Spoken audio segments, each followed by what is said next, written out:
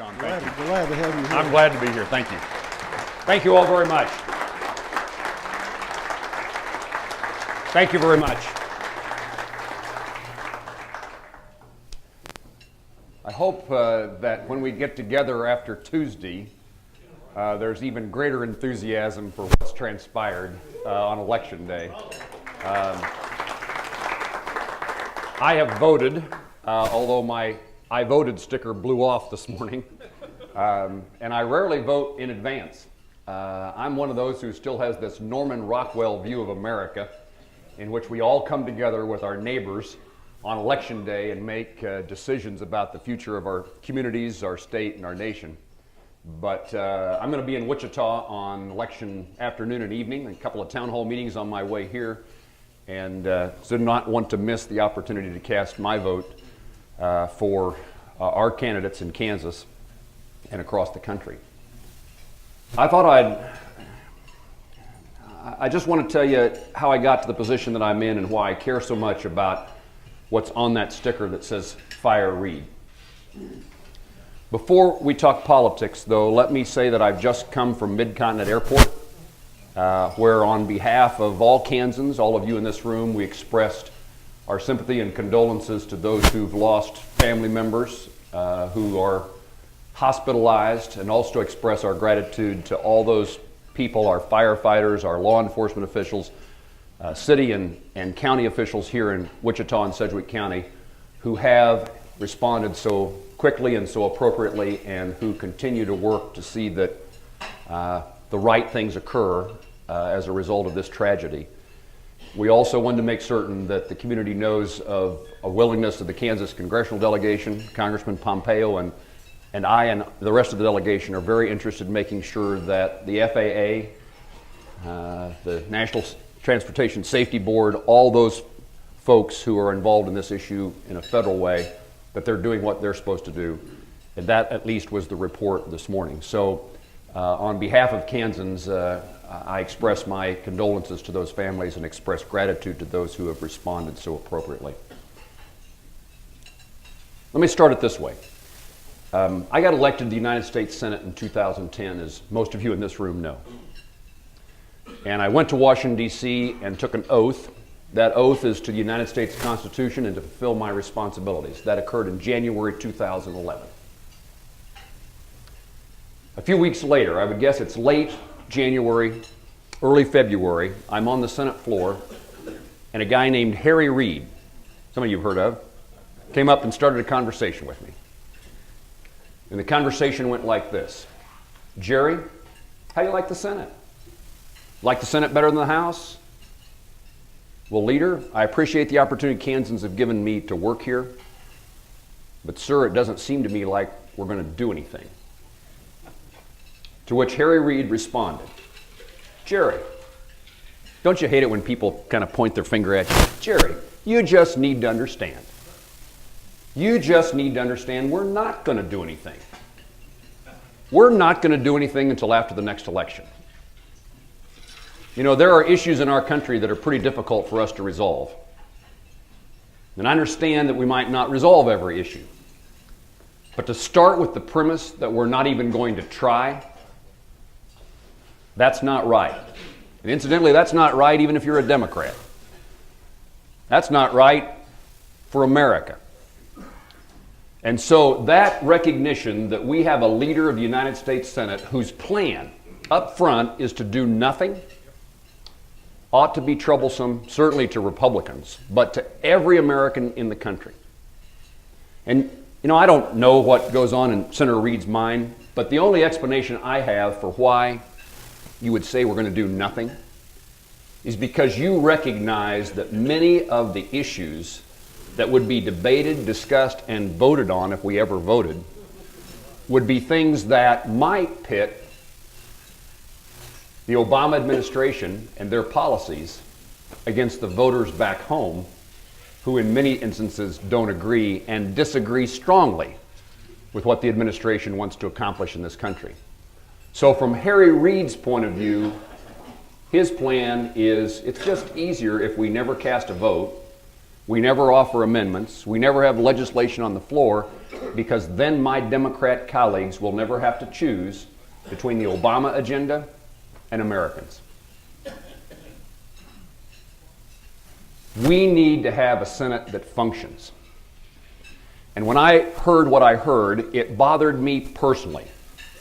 I told you folks what I would do, what we would do together, what we cared about, what we would fight for in the nation's capital. You know, things are not just normal in our country. We face tremendous challenges that have a consequence, not just today, but for future generations. The most common conversation I have with a Kansan today is not about what they want from the federal government. It's not what they can get. What can you give me, Senator? It's, Jerry, what are you doing to make certain that our country is on the right path and that my kids and my grandkids have a bright future in America? It's a very unselfish thing. And that's changed over time. I can remember being in politics and in which the requests were always, what kind of grant can you get us? What can you do to fix, this bridge?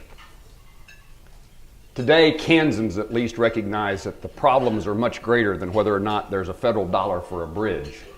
The question is much more fundamental, which is, what kind of lives are my kids and grandkids going to have? And so, to go to Washington, D.C., having outlined for you the things that I think are so seriously affronting America and its people, the things that we would fight for on behalf of Kansans.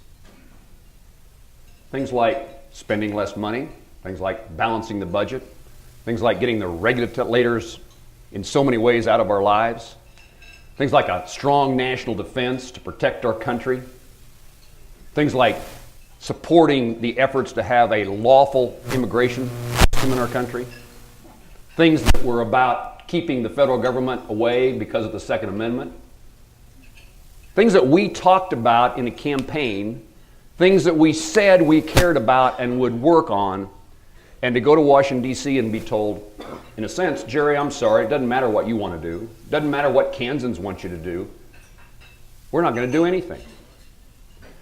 So in many ways, that reflects upon me as a person, because I made commitments to Kansans to do something. Now, I don't know how much you expect that we're going to get accomplished, but I know that you would expect us at least to be fighting for the things that we believe in. And the way the Senate works is there is no real opportunity to change anything because the plan is to do nothing. And you know, when Harry Reid says we're going to do nothing until after the next election, you know what happens after the election? There's another election. Nothing. So we've been through this now 2 elections in a row. I can remember in politics in which you'd say maybe a few days, a couple of weeks before an election, you might tell a constituent, I doubt we're going to take this issue up right now, but maybe after the election we'll look at this. It was 2 weeks, not 2 years. So what that means is the Senate never operates. You all have heard what Mike Pompeo and the other members of the Kansas congressional delegation have done in sending legislation to the United States Senate. You've heard about the 300, 400 bills that sat on Harry Reid's desk. You know, I thought, well, there's a few things maybe we can cooperate with Democrats on and get done. So let's see if you can get something done in the Senate if you team up with a Democrat and have a bipartisan plan. Nothing happens then either, because the plan is to do nothing. So, I don't expect to win every battle. I wish we could, but I would tell you that many members of Congress, they don't reflect the values, the ideas, the philosophy of the vast majority of Kansans. We're a minority in many instances. But you expect to make the case, and every once in a while, maybe you can bring enough folks along that you might get something done and that sends this country in a better direction than the path that it's on today.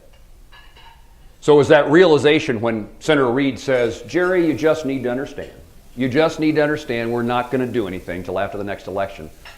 The realization was this: I'm not able to do my job. I'm not able to do my job because there's a guy named Harry Reid in charge. So how do I solve that problem? Let's do that. And in fact, that's when I became willing to chair the Senate Campaign Committee, the NRSC. Because I don't have a vote in the Democrat caucus, and the way this works is when we meet in January, the Democrats will caucus and they'll nominate somebody to be the majority leader, and the Republicans will caucus and they'll nominate somebody to be the majority leader, and the Democrats will vote for the Democrat and the Republicans will vote for the Republican, and whichever party's in the majority is going to have their person elected to be the leader of the United States Senate. So I don't have a vote in the Democrat caucus, so the only way I have a shot at having a different leader than Harry Reid is to see that the Republicans are in the majority. So we've spent the last 2 years traveling the country, initially encouraging, recruiting candidates to run, Republicans who might be able to win elections, Republicans who can help us get to a majority, and we spent almost that amount of time traveling the country trying to raise the dollars and resources necessary to fund those campaigns for their success. And we've had events here in Wichita that's raised money for that effort, and I appreciate very much the Wichita and Kansas community that's decided to write out a check to make certain that good things happen. I appreciate that very much. But as we all know, while money is an important component, having good candidates is an important component as well. And I think we're in a position today in which the candidates that are running have a good chance of being elected. When I started this job, we had 6 good candidates in 6 states that we might win. And today we have at least 10 really good candidates in 10 states, maybe 11 or 12 that we might win. The races are very close.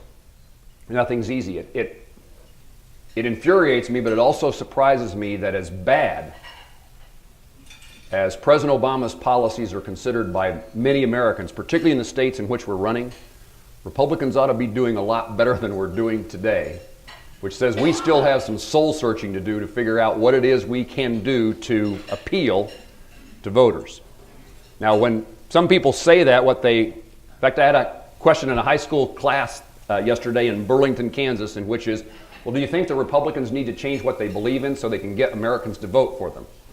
No. How we communicate what we believe in, and whether it appeals to everyday voters, whether it appeals to the middle class, whether Republicans become the party that has a stronger libertarian instinct, whether the Republicans become a party that has a more populist instinct, whether the Republicans become a party that cares about Main Street as much or more than they care about Wall Street. Those are things I actually think can move voters to our cause, but it doesn't mean we become somebody who espouses things we don't believe in.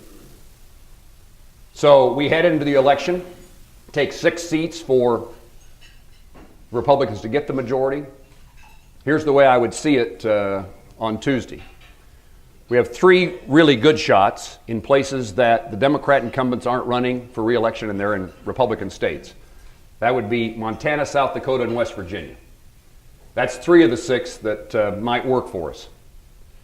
Then you start looking at what Democrat incumbents have significant problems, and at the top of that list, you would put Arkansas. That gets us to 4. In my view, we probably win Alaska, and we probably win Louisiana. That's 5, 6. Incidentally, there's a question then, what happens in Kansas?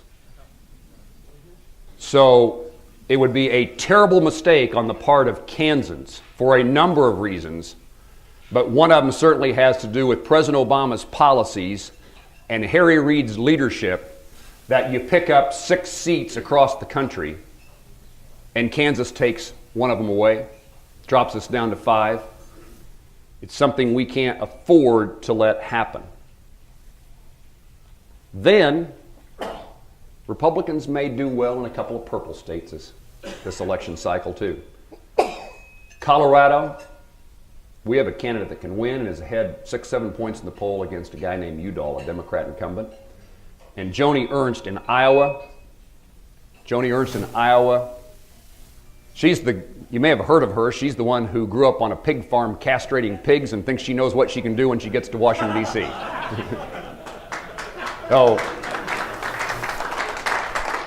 We may do well in a couple of states, and we're heading the polls in both of those states. The North Carolina is a dead heat.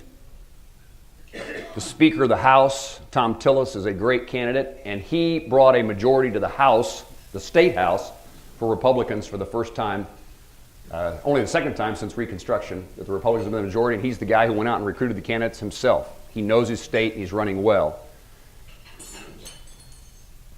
New Hampshire, Scott Brown. If you're a Republican who can win in Massachusetts, you might be a Republican that can win in New Hampshire.